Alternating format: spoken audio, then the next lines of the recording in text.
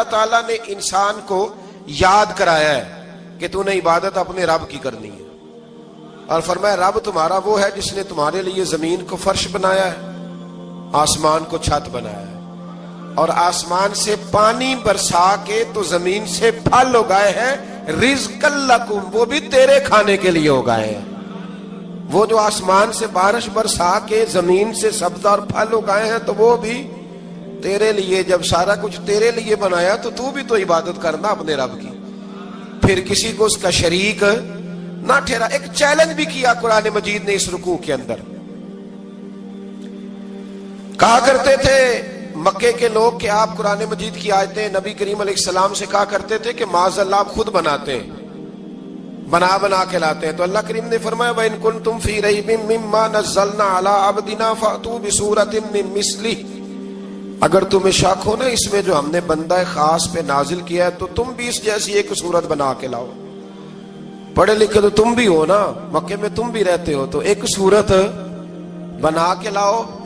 قرآن مجید ہم سے چھینا گیا ہے سازش کے تحت، اس لیے کہ جس قوم کو قرآن آ جاتا ہے نا پھر کوئی کافر اس کا مقابلہ نہیں کر سکتا۔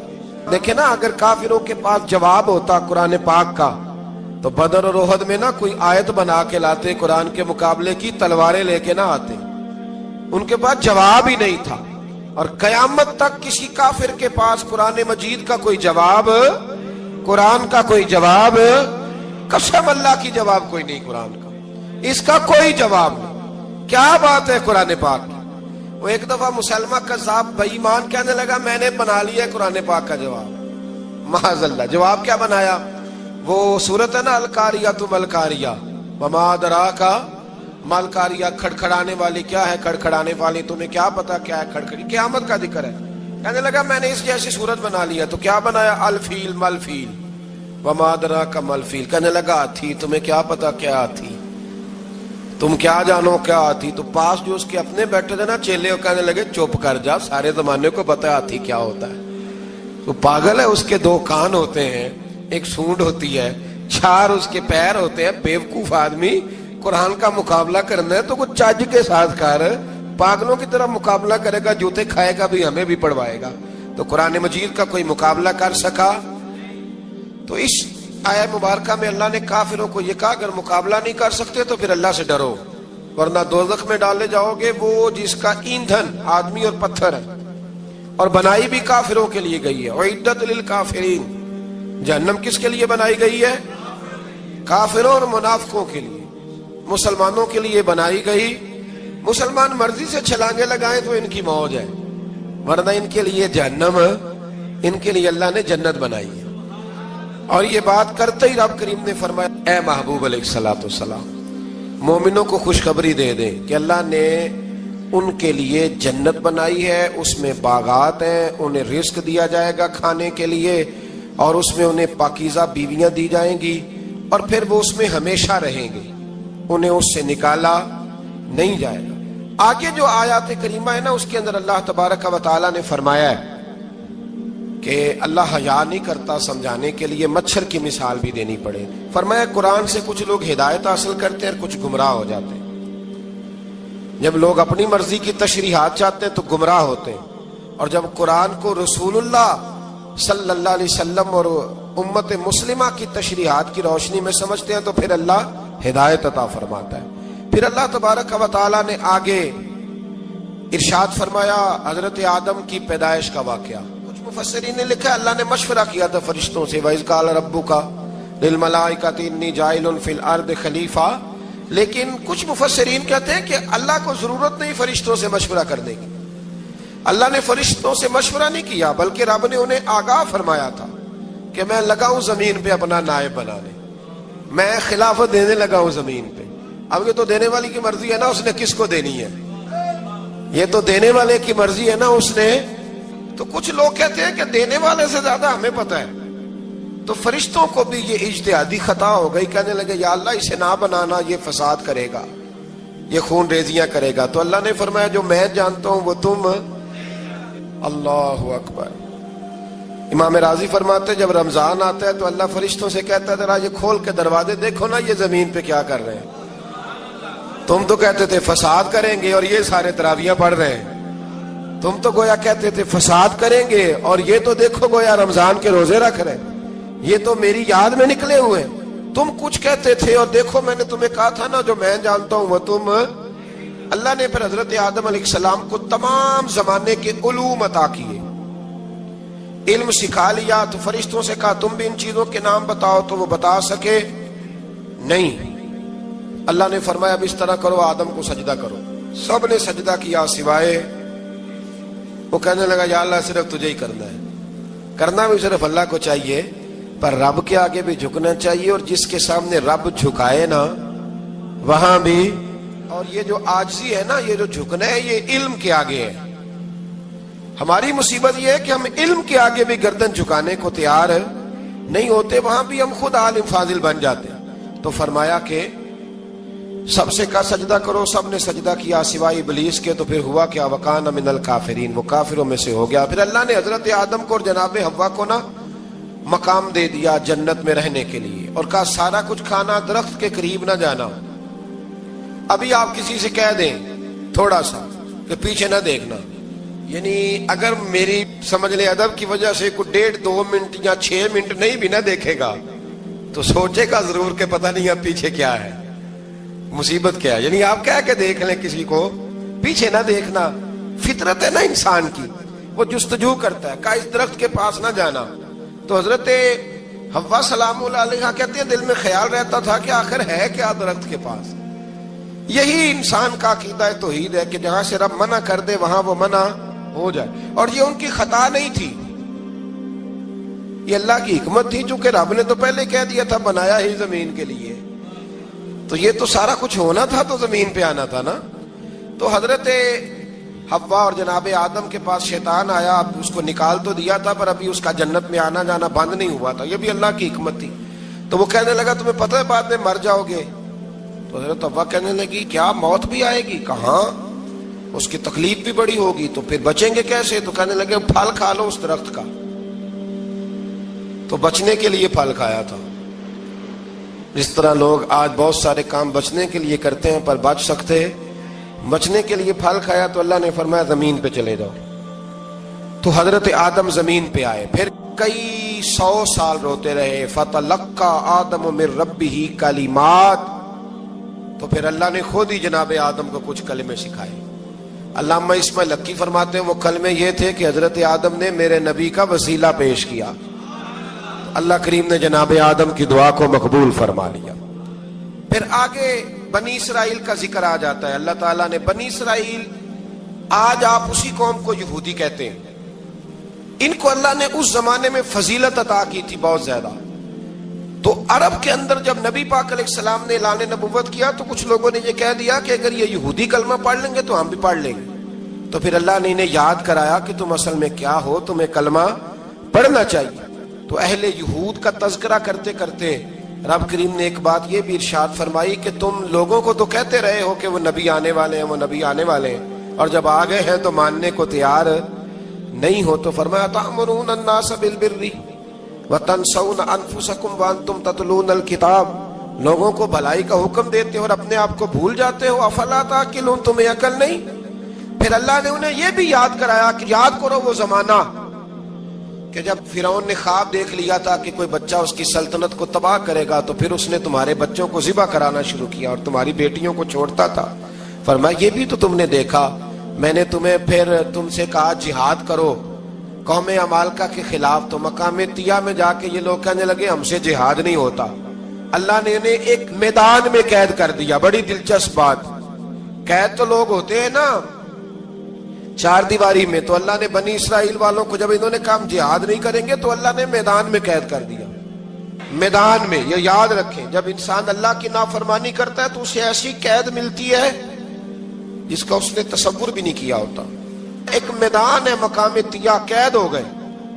سارا دن سفر کرتے تھے, سارا دن, تو رات کو تھک کے سوتے تھے, صبح اٹھتے تھے نا جب, تو وہیں ہوتے تھے جہاں کل صبح چلے تھے. تو رب جب کسی کو قیدی بناتا ہے تو اسے زنجیروں کی, سلاخوں کی ضرورت, دعا فرمائے اللہ تبارک و تعالی غموں سے نجات عطا فرمائے. یہ دعا فرمائے، ایسی قید دیتا ہے کہ جس سے پھر چھٹکارا ہو سکتا۔ تو بنی اسرائیل کا بہت زیادہ تذکرہ اس بارے میں اللہ تبارک و تعالیٰ نے پھر بیان کیا، اور پھر کہا کہ انہیں جو حکم دیا جاتا تھا یہ اس کی سرتابی کرتے تھے، پھر اللہ نے ان پر ذلت نازل کر دی اور یہ ہمیشہ اس کا شکار رہے۔ قوم سبت کا ذکر فرمایا اللہ نے، ہفتے والے دن کچھ لوگ نافرمانی کرتے تھے۔ ہمارے بھی ہیلے بہانے ہیں نا آج کل کاروبار میں، تو اسی سپارے کی آیت نمبر 65 کے اندر اللہ تعالیٰ نے حضرت داؤد کی قوم کا ذکر کیا کہ اللہ نے انہیں حکم دیا تھا کہ ہفتے والے دن مچھلیاں نہیں پکڑنی، تو وہ کہتے تھے چلو ہاتھ لگا کے نہیں پکڑنی، ہاتھ لگا کے۔ وہ ہمارے لوگ ہیلے بہانے تلاش کر لیتے ہیں نا، وہ بڑے جناب انشورنس والا آ گیا، اب وہ بینک والا آ گیا، وہ فلانے صاحب آ گئے، وہ تروڑ مروڑ کے کہانیاں باتیں، اور پھر ہمیں بھی رستے مل جاتے ہیں بچنے کے۔ مفتی صاحب نے کہہ دیا تھا ایک مولانا سے میں نے ان کو کہا ہفتے والے دن مچھلیاں نہیں پکڑنے کا، نہیں پکڑتے، چھوٹے چھوٹے حوض بنا لیے۔ تو مچھلیاں زیادہ آتی تھی اس دن، یہ بھی اللہ کی قدرت تھی۔ نماز کے وقت گاہک زیادہ آتے ہیں، یہ اس کی قدرت ہوتی ہے۔ تو وہ مچھلیاں حوض میں جمع ہو جاتی ہیں، یوں سمجھ لیں کہ جال انہوں نے لگا لیے ہوئے تھے، تو جال میں وہ پھنستی رہتی تھی، حوضوں میں آتی رہتی تھی۔ ہفتے کو نہیں پکڑتے تھے، اتوار کو پکڑ لیتے تھے، تو پھر اللہ نے انہیں سزا دی۔ فرمایا تماشے کرتے ہو اللہ کے حکم کے ساتھ؟ کیا سزا دی؟ فَقُلْنَا لَهُمْ كُونُوا قِرَادَةً خَاسِئِينَ، فرمایا بندر بن جاؤ دھتکارے ہوئے۔ جو رزق حرام طریقے سے کماتے تھے رب انہیں بندر بنا دیتا تھا۔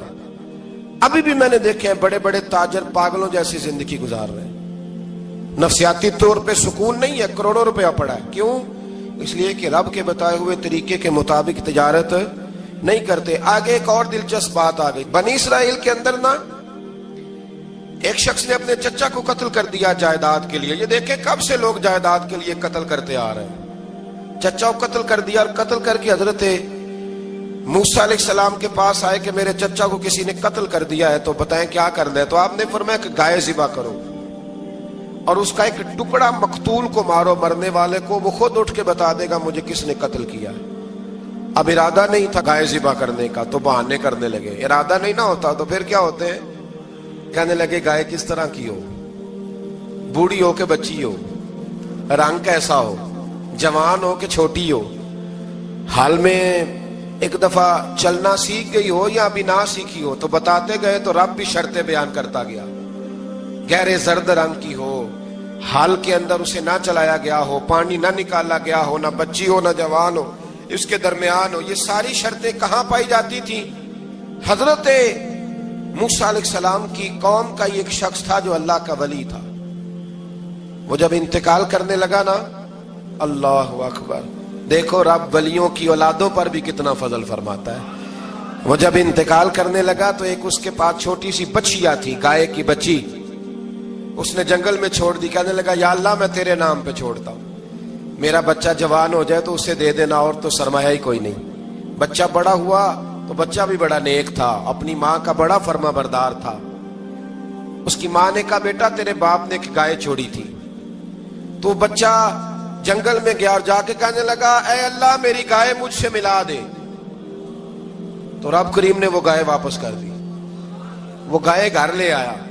اب وہ کہنے لگا اماں بیچ دوں، تو اماں کہنے لگی بیٹا میرے پوچھے بغیر نہ بیچنا۔ کئی دفعہ گاہک لگے پر اس نے کہا جب تک میری اماں نہ کہے گی میں بیچوں گا۔ ادھر بنی اسرائیل والے شرطیں جتنی گائے کے بارے میں پوچھ چکے تھے وہ ساری اسی گائے میں پائی جاتی تھی۔ تو یہ ڈھونڈتے ڈھونڈتے وہاں پہنچ گئے، تو کہنے لگے گائے چاہیے۔ تو اس نے کہا بھی تمہاری مرضی سے نہیں، قیمت میری مرضی کی۔ ایک مفسر نے تو یہاں تک لکھا ہے کہ اس نے کہا گائے ذبح کر کے نا، تو جتنا گائے کے اندر گوشت ہوگا نا اتنا ہی کھال کے اندر تم مجھے مال بھر کے دو گے، اتنے ہی سکے بھر کے دو گے، اتنی اشرفیاں بھر کے دو گے، تو پھر تمہیں گائے دوں گا۔ تو پھر یہ گائے انہیں ملی اور یہ گائے لے کر کے آئے۔ زیادہ سوالات نہ کرتے تو زیادہ الجھتے نہ۔ ہم بھی دین کے معاملے میں بڑے سوال جواب کرتے ہیں، اتنا سوال کریں جتنی اس کی ضرورت ہے۔ ان لوگوں نے سوالات زیادہ کیے تو پھر الجھ زیادہ گئے۔ تو میرے بھائی اس کا ذکر بھی اللہ تبارک و تعالیٰ نے پہلے پارے کے اندر بیان فرمایا۔ پھر اللہ کریم نے فرمایا کہ کچھ ایسے لوگ بھی ہیں یہودیوں میں سے جن کا دعویٰ ہو گیا ہے کہ ہم اللہ کے بڑے پیارے ہیں، فرمایا یہ صرف ان کے منہ کی باتیں، یہ تو قیامت میں پتہ چلے گا نا کہ اللہ کا پیار کس کے ساتھ زیادہ ہے۔ اور پھر یہ بھی یہودیوں نے دعویٰ کیا ہے، اسی پارے میں اللہ فرماتے ہیں کہ ان کا دعویٰ ہے کہ ہم اللہ کے بڑے پیارے ہیں، جنت میں ہم ہی جائیں گے، تو اللہ فرماتا ہے پھر مرنے کی دعا تو کرو، جنت میں تو مر کے جانا ہے نا۔ لیکن رب فرماتے ہیں یہ کبھی مرنے کی دعا نہیں کریں گے، اس لیے کہ انہیں پتہ ہے کہ ہم نے آخرت کے لیے کیا بھیجا۔ لے جی پہلا حکم آ گیا، یا ایھا الذین آمنوا کہہ کے پہلی آیت قرآن پاک کی پہلے سپارے میں پہلی آیت جس میں اللہ نے کہا یا ایھا الذین آمنوا، تو پہلا حکم آمنوا کہہ کے آیت نمبر 104 میں جو اللہ نے حکم دیا ہے نا وہ نبی پاک کی تعظیم کا حکم ہے۔ پہلا حکم ہی اللہ نے حضور کی عزت اور ناموس کا ارشاد فرمایا، پہلا اس ترتیب کے لحاظ سے۔ وہ ہوا یہ کہ جب نبی پاک کو بات ارشاد کرتے تو صحابہ کرام اٹھ کے عرض کرتے رائینا یا رسول اللہ، حضور سمجھ نہیں آئی ذرا رعایت کر دیں۔ تو یہودیوں کی عبرانی زبان کے اندر نہ ذرا کھینچ کے پڑھتے تھے رائینا، تو اس کا معنی بنتا تھا معاذ اللہ اے ہمارے چرواہے، بکریاں چرانے والے کو بھی وہ رائینا کہتے تھے۔ تو جب صحابہ یہ کہنے لگے تو اللہ نے منع ہی کر دیا، فرمایا میرے محبوب کے غلاموں اس لفظ کے پیچھے چھپ کے، اس لفظ کے پیچھے چھپ کے لوگ میرے نبی کی بے ادبی کر جاتے ہیں، تو جس لفظ کا کوئی ایک معنی بے ادبی والا بنتا ہو وہ لفظ بھی میرے نبی کے لیے نہ کہو، لفظ وہ والے کہو جس میں کوئی بے ادبی کا معنی نکلے نہ۔ یہاں لوگوں نے بڑے بڑے لفظ نہیں بول دیے، پھر کہتے میرا مطلب یہ تھا، میرا مطلب وہ تھا، تو تو نے وہ لفظ بولا کیوں جس کا کوئی غلط مطلب بھی نکل سکتا تھا۔ اللہ نے فرمایا یا ایھا الذین آمنوا لا تقولوا رائینا، اے ایمان والو رائینا کہو ہی نہ۔ تو یا اللہ کیا کہیں؟ فرمایا وقولوا انظرنا، تم کہو یا رسول اللہ ایک نظر فرمائیے، انداز دیکھیے، انظرنا ایک نظر۔ تو ہمارے بزرگ تو پہلے ہی بڑے پیار والوں نے کہہ دیا یا رسول اللہ انظر حالنا، کہتے کہاں سے لاتے ہو جملے؟ میں نے کہا اللہ کی کتاب سے، یا رسول اللہ انظر حالنا یا حبیب اللہ اسمع قالا، تو تم کہو انظرنا محبوب نظر کرم کرے، واسمعوا، اور کیا ضرورت ہے دوبارہ پوچھنے کی؟ اللہ کہتا ہے پہلے ہی دھیان سے سنا کرو، پہلے ہی واسمعوا، پہلے ہی احتیاط سے سنو، وللکافرین عذاب علیم، اور کافروں کے لیے دردناک عذاب ہے۔ لے جی اسی پارے میں اللہ تبارک و تعالیٰ نے پھر اہل یہود کا ذکر کیا، تو یہود کہنے لگے کہ ہم حضرت ابراہیم کے ماننے والے ہیں، تو اللہ کریم نے وہ بھی ذکر کیا کہ میں نے تو ابراہیم کو آزمایا ہے، وَإِذِ ابْتَلَىٰ إِبْرَاهِيمَ رَبُّهُ بِكَلِمَاتٍ فَأَتَمَّهُنَّ، ہم نے ابراہیم کو کچھ چیزوں سے آزمایا ہے، وہ ہماری آزمائش پہ پورے اترے۔ قَالَ إِنِّي جَاعِلُكَ لِلنَّاسِ إِمَامًا، تو پھر ہم نے انہیں کہا کہ ہم آپ کو پوری دنیا کا امام بنائیں گے۔ وہ آزمائش کیا تھی؟ آگ میں جانا بھی آزمائش، بیٹے کا نہ ہونا بھی آزمائش، بیٹا ہوا تو پھر اسے وادی غیر ذی زرع میں چھوڑ کے آنا بھی آزمائش، بڑا ہوا تو پھر ذبح کرنا بھی آزمائش۔ فرمایا جہاں جہاں آزمایا ہے نا ابراہیم ہماری آزمائش میں پورے اترے۔ فرمایا تو مفت میں حضرت ابراہیم کی اولاد بنتے ہو اور ان کا نام لیتے ہو اور ان کے ساتھ اپنا تعلق بناتے ہو، دیکھو تو صحیح وہ کتنی آزمائشوں سے گزرے۔ تو اس کا بھی اللہ نے اسی میں ذکر فرمایا۔ اور پھر وہ بات کرتے تھے حضرت یعقوب کی اور حضرت اسحاق کی، تو فرمایا وہ تو ہمارے اتنے خاص بندے تھے کہ وصال کے وقت بھی انہوں نے اپنی اولادوں کو نصیحت فرمائی تھی کہ اللہ کی توحید پہ قائم رہنا، اس کا ذکر بھی اللہ نے اسی پارے میں بیان فرمایا۔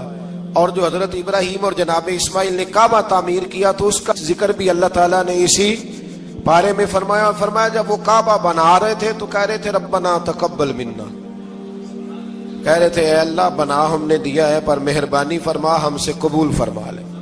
تو جو آیہ کریمہ آخر میں عرض کرنا چاہتا ہوں اس پر بھی تھوڑی توجہ فرمائیں گے تو بات بڑی نکھر کے باہر آئے گی۔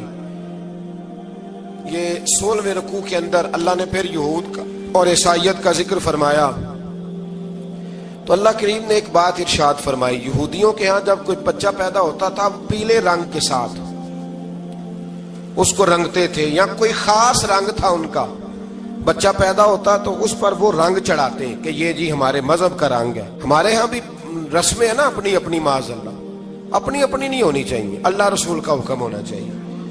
تو یہودیوں کے ہاں بچہ پیدا ہوتا تو ایک خاص رنگ چڑھاتے، عیسائیوں کے ہاں پیدا ہوتا تو وہ بھی ایک خاص رنگ چڑھاتے، تو مسلمانوں کے ہاں بچے پیدا ہوئے تو انہوں نے بھی توجہ کی کہ یہ کیا ہو رہا ہے، تو رب کریم نے فرمایا صبغۃ اللہ، رنگ اللہ کا ہی ہے، ومن احسن من اللہ صبغہ، اور فرمایا اللہ کے رنگ سے زیادہ خوبصورت کس کا رنگ ہو سکتا ہے؟ اللہ کا رنگ کیا ہے؟ لا الہ الا اللہ محمد الرسول اللہ صلی اللہ علیہ، فرمایا نیلے پیلے کالے رنگ نہ چڑھاؤ، اپنے ذہن پر توحید و رسالت کا رنگ چڑھاؤ، یہ سب سے بہترین رنگ ہے۔ اگر تمہارے ذہنوں پر رب رسول کی توحید کا رنگ چڑھ گیا تو یہ وہ والا رنگ ہے، پھر تمہیں کسی اور رنگ کی طرف جانے کی ضرورت نہیں پڑے گی۔ تو فرمایا رنگ وہ پیدا کرو جو توحید کا ہے، رسالت کا ہے، اس رنگ کی توجہ کرو۔ قرآن مجید کے اس پارے میں اللہ کریم نے مختلف باتیں بیان کر کے آخری رکوع میں یہ جو رنگ کا ذکر فرمایا نا، تو یہ لگتا ہے پورے پارے کا خلاصہ ہے کہ رب کریم نے فرمایا اصل بات یہ ہے کہ تمہاری سوچوں پہ رب رسول کی توحید و رسالت کا رنگ ہونا چاہیے۔ ہر وقت بچہ پیدا ہو، کوئی دنیا سے جائے تو رنگ کس کا ہونا چاہیے؟ اللہ رسول کے دین کا۔ اللہ تعالی ہمیں سمجھنے کی توفیق عطا فرمائے۔ آخر دعوانا